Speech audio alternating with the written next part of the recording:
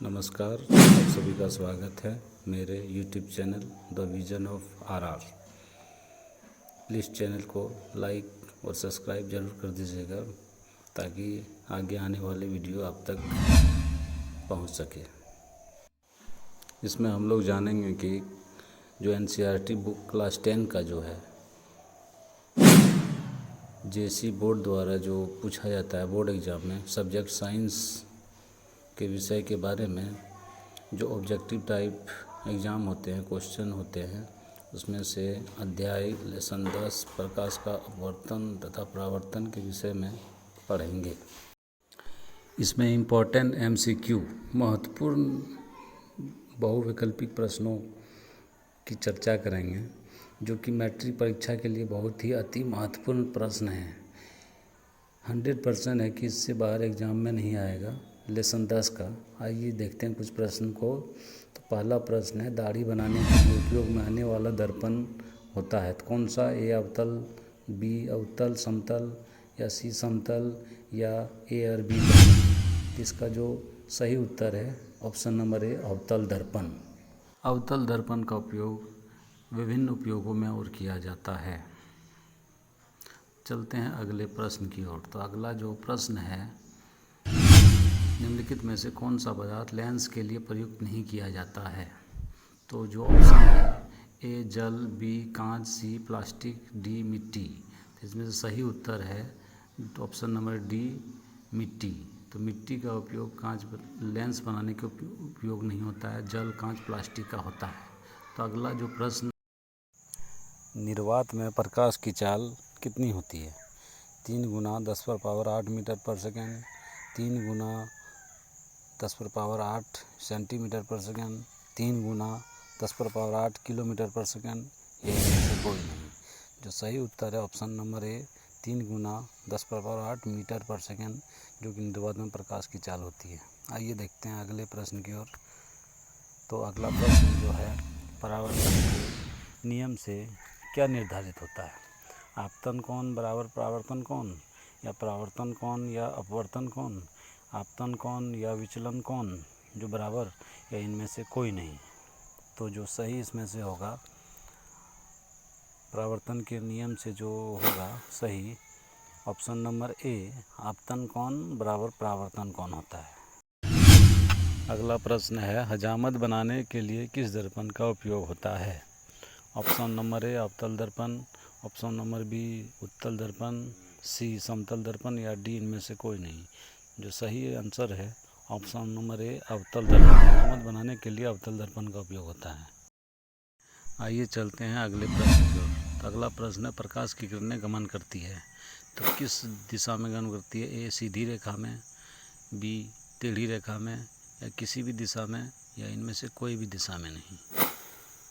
तो प्रकाश की किरणें जो गमन करती है सीधी रेखा में, यानी सही उत्तर जो होगा ऑप्शन नंबर A सीधी रेखा में। प्रकाश की किरणें जो गमन करती है सीधी रेखा में। तो अगला प्रश्न है, प्रकाश के अपवर्तन के कितने नियम होते हैं?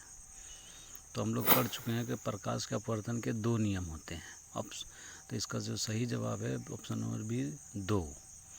एक जो होता है अपवर्तन का परावर्तन के बराबर होता है, और सभी जो होते हैं एक ही तल में होते हैं, इसलिए ऑप्शन नंबर B। तो अगला जो प्रश्न है, साइड मिरर के रूप में कौन सा दर्पण का उपयोग या प्रयुक्त होता है? A अवतल दर्पण, B उत्तल दर्पण, C उत्तल लेंस, या D प्रिज्म। जो सही उत्तर है इसका ऑप्शन नंबर B उत्तल दर्पण। साइड मिरर के रूप में उत्तल दर्पण का उपयोग होता है।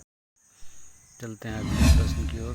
तो अगला जो प्रश्न है, गोली दर्पण में फोकसांतर एवं वक्रता त्रिज्या के बीच क्या संबंध होता है? यानी फोकस दूरी वक्रता त्रिज्या, जो फोकस दूरी F होता है और वक्रता त्रिज्या R होता है, जो कि ऑप्शन नंबर A R बराबर F/2, या 2R बराबर F, या F बराबर R/2, या R बराबर F।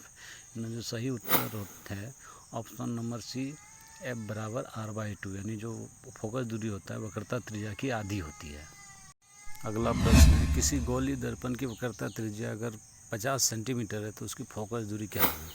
तो अभी हमने पढ़ा कि F बराबर R/2, इसलिए जो अगर इसको सॉल्व करेंगे तो r बराबर 50 सेंटीमीटर है तो f बराबर r/2 होगा। तो f बराबर 50/2 यानी 25 सेंटीमीटर। इसलिए इसका जो सही उत्तर होगा ऑप्शन नंबर सी 25 सेंटीमीटर, जो कि वक्रता त्रिज्या की आधी होती है फोकस दूरी। तो अगला प्रश्न है, किसी उत्तल लेंस की फोकस दूरी हमेशा कैसी होती है? पॉजिटिव होती है कि नेगेटिव होती है, कि पॉजिटिव नेगेटिव दोनों होती है, कि इन्फिनिटिव होती है? पॉजिटिव यानी धनात्मक होती है या नेगेटिव यानी ऋणात्मक होती है। इसलिए उत्तल लेंस हमेशा जो होगा पॉजिटिव होगा, फोकस दूरी जो होगा पॉजिटिव होगा। अगला जो प्रश्न है, प्रकाश का वेग न्यूनतम किस चीज़ में होता है? तो हमारा जो ऑप्शन है, प्रकाश का वेग अगर न्यूनतम होगा, ऑप्शन है ए निर्वात में, बी जल में, सी कांच में, सी वायु में, या डी कांच में। तो इसमें जो सबसे न्यूनतम होगा प्रकाश का वेग कांच में, इसलिए ऑप्शन नंबर डी सही है। तो अगला प्रश्न है, किसी दर्पण से वस्तु को कहीं भी रखने से वस्तु के बराबर आकार का सीधा प्रतिबिंब बनता है, तो कौन सा दर्पण होगा? उत्तल दर्पण, अवतल दर्पण, समतल दर्पण, या समतल या तथा उत्तल दोनों दर्पण होगा। जो इसका जो सही जवाब है ऑप्शन नंबर समतल दर्पण।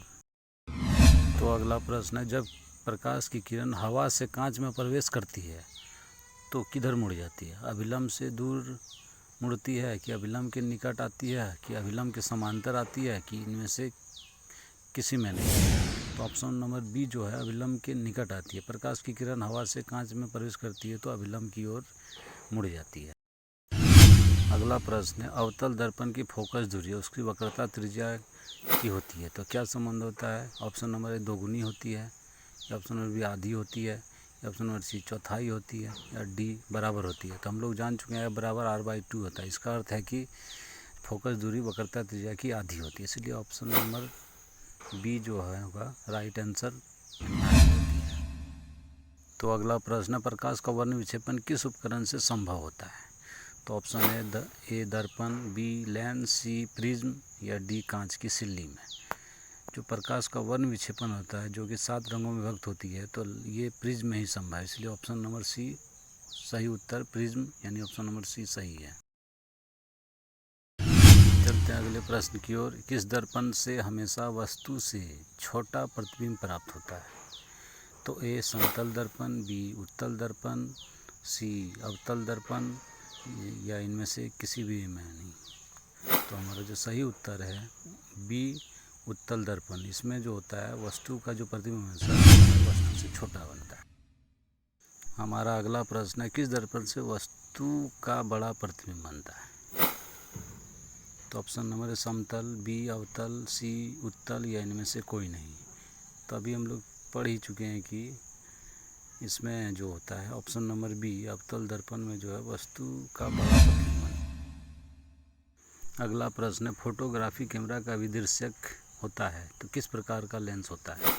तो उत्तल लेंस, अवतल लेंस, या उत्तल दर्पण, या अवतल दर्पण। तो इसमें से जो सही आंसर होगा फोटोग्राफी कैमरा का जो रहता है ये ऑप्शन नंबर ए उत्तल लेंस लगा रहता है। महत्वपूर्ण प्रश्न है, जब प्रकाश की एक किरण एक माध्यम से दूसरे माध्यम में जाती है तो अपने पूर्व पथ से विचलित हो जाती है। विचलित का अर्थ है कि थोड़ा हट जाती है अपने स्थान से। इसे क्या कहते हैं? प्रकाश का परावर्तन, प्रकाश का अपवर्तन, प्रकाश का विक्षेपण, या इनमें से कोई नहीं। इसका जो सही उत्तर है ऑप्शन नंबर बी प्रकाश का अपवर्तन। वीडियो देखने के लिए धन्यवाद। प्लीज़ चैनल को सब्सक्राइब और शेयर ज़रूर कर दीजिएगा।